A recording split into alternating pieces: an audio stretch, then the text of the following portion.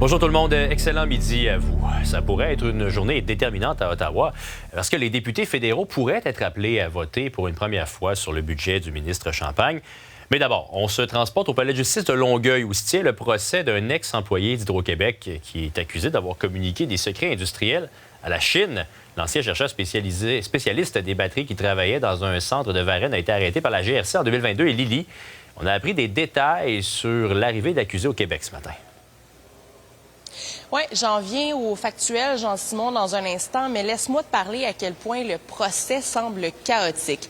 Pour l'instant, les propos de l'accusé sont traduits du mandarin vers l'anglais, mais parfois l'accusé intervient en anglais, ça crée de la confusion.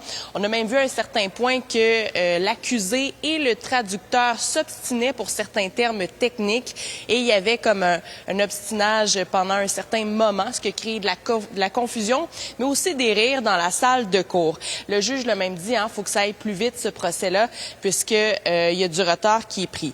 Donc, pour ce qui est du factuel, maintenant, il était question de l'arrivée de M. Wang au Québec. Il a rencontré le premier chercheur d'Hydro-Québec, le docteur Karim Zaghib, lors d'une conférence scientifique en Chine en 2015 et lui a proposé, lui a suggéré d'envoyer son CV à Hydro-Québec.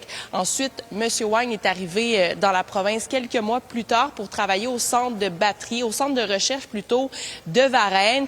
Et c'est quelques années plus tard, soit en 2022, il a été arrêté par la GRC et accusé plus tard d'avoir partagé des secrets industriels à la Chine. Ça faisait suite à une plainte de la direction d'Hydro-Québec. Donc, le procès se poursuit cet après-midi.